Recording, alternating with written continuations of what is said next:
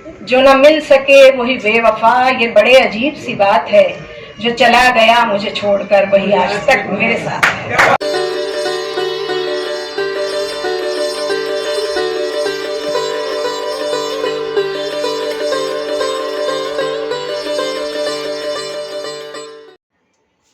हर इंसान जब अपनी आत्मकथा लिखता है तब उसकी आत्मकथा सिर्फ उसकी जिंदगी की ही कहानी नहीं, बल्कि उसके परिवार, उसकी परवरिश, उसकी जिंदगी व कार्य क्षेत्र से जुड़े किरदारों पर भी रोशनी डालती है। लेखक, निर्माता व निर्देशक सीमा कपूर की आत्मकथा यूं गुजरी है, अब तक बाजार में आ चुकी है, जिसे राजकमल प्रकाशन ने प्रकाशित किया है। इसमें लोगों को बहुत से किस्से पढ़ने को मिलेंगे। अपने आत्मकथा यूं गुजरी है अब तलक की लांछन पर सीमा कपूर खुद लोगों से मुखातिब हुई और उन्होंने अपनी आत्मकथा के कुछ हिस्सों को पूरी भावुकता के साथ पढ़ा, व्यक्त किया और लोगों को भी भाव विभोर किया। आप भी इससे जुड़े इसका हिस्सा बने।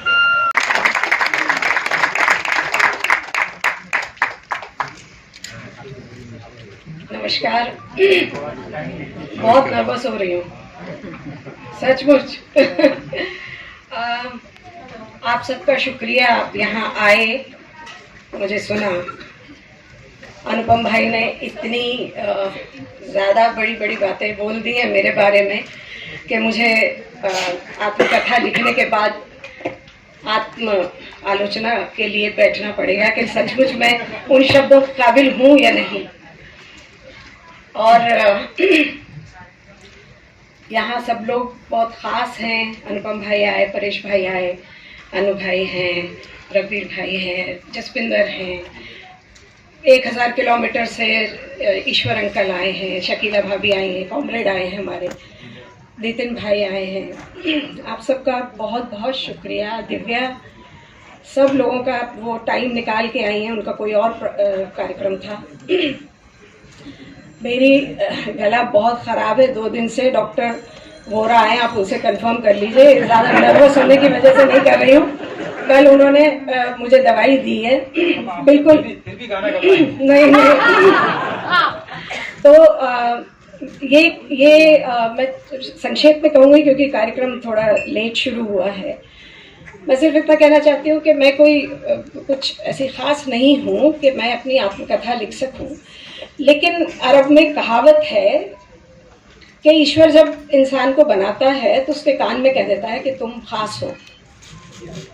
और मैं मानती हूँ कि हर व्यक्ति खास है, क्योंकि हर व्यक्ति के अंदर बुद्धत्व को प्राप्त करने की एक पापी से पापी आदमी के अंदर एक बुद्धत्व को प्राप्त करने की एक ईश्वर उसको एक खासियत दे देता है। तो मैंने भी सोचा कि मुझे ये आत्मकथा क्यों लिखनी चाहिए, क्योंकि ज़िंदगी को बहुत सारे लोगों ने अलग अलग ढंग से डिस्क्राइब किया है। जैसे फिराक कहते हैं, ज़िंदगी क्या है, इसे आज ए दोस्त सोच लें और उदास हो जाएं। वहीं फैज़ कहते हैं, ज़िंदगी एक मुफलिस की क़िबा है जिसमें हर घड़ी दर्द के पैबंद लगे जाते हैं। कबीर कहते हैं, नैहर वाह हमका न भावे। और शेक्सपियर कहते हैं, life is a tale told by an idiot full of noise and furies signifies nothing. तो अलग अलग लोगों ने ज़िंदगी के बारे में कहा है, लेकिन मैं अकबर इलाहाबादी के एक शेर से इत्तेफाक रखती हूँ, और शायद वो थोड़ी सी फिलॉसफी मेरी लाइफ की बन गई है।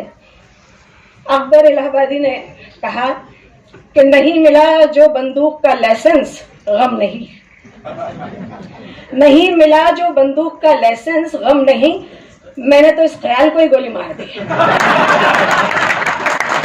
तो मैं जिंदगी में जो कुछ नहीं मिला उसको गोली मारती चली गई ख्यालों में। तो बाकी मैं थोड़ा सा झेल लीजिएगा। इतने सारे लोग आए, मौका नहीं मिलेगा फिर आप लोगों से रूबरू होने का, क्योंकि आप लोग बहुत अनुपलब्ध लोग हैं। आपने इतना ज़िंदगी में अचीव किया है, इतने बड़ी जगह पे जो मेरी फर्स्ट सेकंड थर्ड रो में बैठे हैं, और बाकी सारे लोग भी जो ख़ास हैं, अपनी अपनी ज़िंदगी में उन्होंने क्या क्या अचीव किया है। इतना तो हमने कुछ भी नहीं किया, लेकिन सिर्फ थोड़ी सी बात मैं ये कहना चाहूँगी कि इस आत्मकथा का, मेरी माताजी बंगाली परिवार से, ब्राह्मण परिवार से थी। मेरे नाना, मेरे मतलब ननिहाल जो था वो पूरा का पूरा कलाकारों का वो था, बंगाली थी चूँकि, और मेरे नाना क्रांतिकारी थे। अपनी तीनों बच्चियों को लेके जब उन पे कुछ अत्याचार हो रहे थे अंग्रेज़ों के, तो वो एक छोटी सी रियासत थी टीकमगढ़, वहाँ आ गए। उस रियासत के जो राजा थे वो उन दिनों क्रांतिकारियों को शरण दिया करते थे। तो मेरे नाना को वहाँ, उनका नाम था श्री वंशीनाथ चैटर्जी, उनको वहाँ पे शरण मिल गई, और शरण के साथ राजा ने उनको एक अच्छा खासा दीवान का ओहदा भी दिया। तो बड़े संपन्न परिवार से मेरी माताजी थी। उधर मेरे दादाजी, ये इसलिए मैं बता रही हूँ कि आगे कहानी खुलेगी। तो मेरे दादाजी जो थे वो आर्मी में कर्नल थे, और पूरा जो ददिहाल था वो पूरा का पूरा आर्मी के ऑफिसर से भरा हुआ था। लेकिन मेरे पिताजी, जिन्होंने लाहौर में शिक्षा ग्रहण की, डीएवी कॉलेज से अंग्रेज़ी माध्यम से पढ़े हुए थे, तो उनको दो ही भाषाएं आती थी, उर्दू या अंग्रेज़ी। वो उन्होंने अपनी एजुकेशन ख़त्म करने के बाद पता नहीं उनको क्या सूझा कि वो दिल्ली आ गए, और उन्होंने एक नाटक कंपनी खोल ली, एक बहुत बड़ी नाटक कंपनी।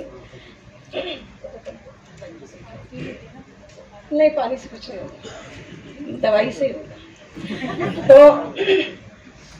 तो इतने बड़े संसार में 200-250 लोगों की उन्होंने एक नाटक कंपनी खोली, और अच्छी खासी चल रही थी। लेकिन सब दिन होता ना एक समान। धीरे धीरे सिनेमा, जो आज हमारा पेट भर रहा है, उस समय उसने हमारे मुंह से रोटी छीन ली, और सिनेमा ने थिएटर को बहुत पीछे कर दिया। उस ज़माने में 2, 4, 5 ही थिएटर कंपनियां होती थी, जिनमें एक मेरे पिताजी की थी। और जब धीरे धीरे थिएटर बंद होने लगे, तो जितने भी विस्थापित कलाकार थे वो बाबूजी की कंपनी में आ गए। अब कंपनी बड़ी हो गई। अनुबंध ये होता था कि कंपनी चले तो पूरा राशन यानी पूरा पैसा दिया जाता था, और कंपनी बंद हो, शो नहीं हो तो आधा दिया जाता था। उस आधे में धीरे धीरे कर्ज बढ़ने लगे बाबूजी के, और बाबूजी ने ना कहना कहीं नहीं सीखा था। वो किसी को ना नहीं कहते थे, आ जाओ। माँ अगर बोलती थी कि कैसे करेंगे, इनकी तनख्वाह कैसे देंगे, तो उन्होंने कहा कि ये लोग पढ़े लिखे नहीं, ये सिर्फ कलाकार हैं, ये कला ही जानते हैं, ये लोग कहाँ जाएंगे। धीरे धीरे कर्जों के साथ माँ के गहने ख़त्म हुए। गहनों के बाद उनकी साड़ियों का नंबर आया, क्योंकि उस ज़माने में जरी की साड़ियाँ होती थी, और वो सच्चा सोना होता था साड़ियों में जो लगा होता था, सोना और चांदी जो भी थे। गहनों के बाद वो साड़ियाँ जलने लगी, और उनका वो बेचा जाने लगा। फिर भी काम नहीं चला, और हम लोग अजीब से गरीबी में पल रहे थे, जहाँ 200-250 लोग थे और सब भूखे थे, और उसके साथ कंपनी का मालिक भी भूखा था और उनके बच्चे भी भूखे थे। इस वजह से मम्मी को छोटी छोटी जगहों पे नौकरी करनी पड़ी। टेम्पररी नौकरी होती थी। आज 6 महीने इस गांव में है, 6 महीने साल उस गांव में है, जहाँ भी हमारे, क्योंकि मम्मी का मेरा मानना था कि एकेडमिक क्वालिफिकेशन बहुत ज़रूरी है जीने के लिए, जो मेरे फादर की फ़िलॉसफी से बिल्कुल मेल नहीं खाता था। वो कहते थे ज्ञान होना चाहिए, पढ़ाई जो स्कूलों में या कॉलेजेस में पढ़ाई जाती है ज़िंदगी के किसी काम नहीं आती है। वो पूरी फ़िलॉसफी में जीते थे। ये सब होते होते लेकिन मम्मी का ये मानना था, माँ मेरी मानती थी कि नहीं, आपको पढ़ना, बच्चों को कल को नौकरी चाहिए पेट पालने के लिए, तो वो बहुत ज़रूरी है। लेकिन हम जिस भी गांव में या कस्बे में रहते थे, इस आत्मकथा में जो अब जो सबसे ज़रूरी मैंने वो लिया है। हम जिस गांव में रहते थे, जिन भी गांव में, उस ज़माने में नॉर्थ इंडिया में नाटक, नौटंकी को बहुत ख़राब दृष्टि से देखा जाता था। तो मैं जब स्कूल जाती थी, मैं अपनी कहानी कह रही हूँ तो मैं बताऊंगी, मुझे नहीं मालूम अनु भैया का अनुभव क्या है, उनका भी उससे ही कुछ वो रहा होगा, लेकिन हर व्यक्ति अपनी तरह से ज़िंदगी को देखता है। तो जब मैं वहाँ जाती थी स्कूल में, तो दो चीज़ें होती थी। एक होता था मेरा टिफ़िन, जिसमें आधी रोटी होती थी, अचार होता था, और मेरी सहेलियों के टिफ़िन में पराठे होते थे, अच्छे माल होता था अच्छा खासा। वो मुझे कभी जब ऑफ़र करती थी तो कई बार लालच आती थी कि मैं खा लूँ, लेकिन फिर मुझे याद आता था मेरा छोटा भाई भूखा है, घर पे सब भूखे, तो वो रोटी मुझे वो नहीं भाती थी। छोटे से होने पे भी एक थोड़ा सा शायद सेंसिटिव थी और भावुक थी, तो नहीं खा पाती थी मैं। दूसरी जो चीज़ होती थी, तो मैंने टिफ़िन ले जाना बंद कर दिया। मैंने कहा मैं टिफ़िन ले ही नहीं जाऊँगी, और सहेलियों से बोलती थी कि मैं तो बहुत खा के आती हूँ, तो मुझे दोपहर में भूख नहीं लगती। दूसरी जो चीज़ होती थी वो थी, मेरी सहेलियाँ, अगर मैं उनके घर कभी चली जाती थी तो वो मुझे कहती थी तुम हमारे घर मत आया करो। तो मैं कहती तुम आ जाओ हमारे घर, तो बोलती थी नहीं तुम भी मत, हम भी नहीं आ सकते। एक सहेली थी नसीम, वो बोली अब्बा डांटते हैं, तुम नाटक नौटंकी की औरतें हो ना, तुम लोग अच्छी औरतें नहीं होती। अब ये जो त्रासदी है, ये शायद उतनी अन्नू भैया या रंजीत भाई या निखिल ने उतनी नहीं झेली होगी। ये जो सामाजिक उपेक्षा नाटक की वजह से, जो मैंने, और माँ तो मेरी जवान थी, खूबसूरत थी, बहुत बहुत विदुषी महिला थी। उन्होंने क्लासिकल सीखा हुआ था किराना घराने से, और आज मुझे कहते हैं बिल्कुल वो नहीं होता है। मेरी किताब में मैंने लिखा है, उन्होंने को म्यूजिक डायरेक्टर वसंत देसाई ने अपनी फिल्म में 6 गाने पूरे दिए थे उनको गाने के लिए, पूरी फिल्म का गाना। लेकिन मेरी दादी ने कहा कि हम नाचने गाने वाले लोग नहीं हैं, और माँ ने कभी गाने को परस्यू नहीं किया, कभी उन्होंने, और सबसे बड़ी बात है कि उन्होंने कभी उसकी कंप्लेन भी नहीं की। एक होता है ना बाबूजी को ताना, अरे आपकी वजह से मेरा ये हो, कभी नहीं, कुछ नहीं। और ना कभी मैंने दोनों को, मेरे मदर फादर को ये देखा कि वो कभी ग्लोरियस पास्ट के बारे में बात कर रहे हो कि अरे हमारे पास क्या था, कभी जो है वो है। और कुछ मतलब एक अजीब से मुझे तो लगता है कि हमने दो जो हमारे घर में संत थे उनको मिस कर दिया, क्योंकि हमें उस समय पता नहीं था कि सच में संत लोग कैसे होते हैं। और आज हम जब उनके बारे में जानते हैं, जब हम अपनी जिंदगी जब हम अपनी ज़िंदगी को देखते हैं कि हम में कितनी कमियां हैं, हम इन चीज़ों को, इन चुनौतियों को बहुत अच्छे से ग्रेसफुली हैंडल नहीं कर पाए, या हमने कहीं झूठ बोला, कई जगह झूठ बोला, कई जगह चालाकियाँ की, तब हमें ये होता है कि उन्होंने कितनी मुश्किलों से ज़िंदगी सच्चे पे गुजारी होगी। तो इसमें वो त्रासदी है। और थिएटर कंपनी की जो महिलाएं होती थी उनकी भी है, जो किस तरह की महिलाएं होती थी, वो जो समाज से तो उपेक्षित थीं, लेकिन वहाँ भी जो पुरुष प्रधान समाज है, जो वो फ्यूडल मानसिकता है, वो कहीं थिएटर कंपनी में भी काम वो ही कर रही थी। तो वो कमाती थी, इसके बावजूद वो गुलाम थी। तो उनकी भी कहानी है, ये सिर्फ मेरी ही कहानी नहीं, मैंने जो देखा है और बाल मन में जो एनालाइज किया है उसकी कहानी है।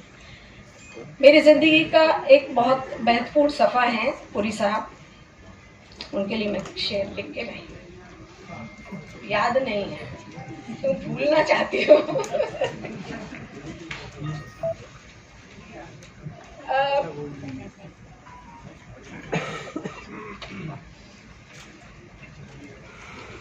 मैंने करवट बदल के देखा है, मैंने करवट बदल के देखा है, याद तुम उस तरफ भी आते हो।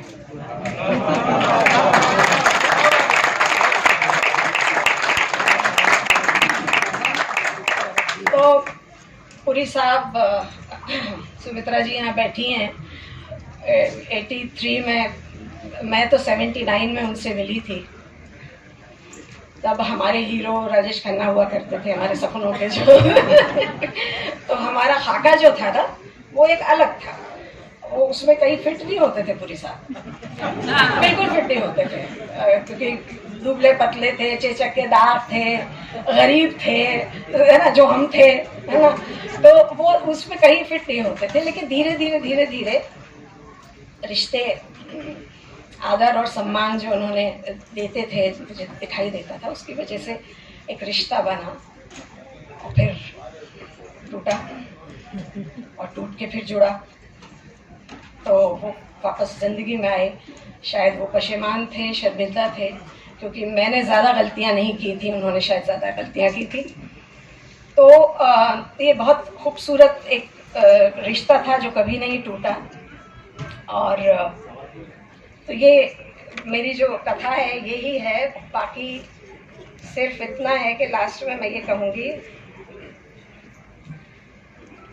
जो ना मिल सके वही बेवफा, ये बड़े अजीब सी बात है, जो चला गया मुझे छोड़कर वही आज तक मेरे साथ है।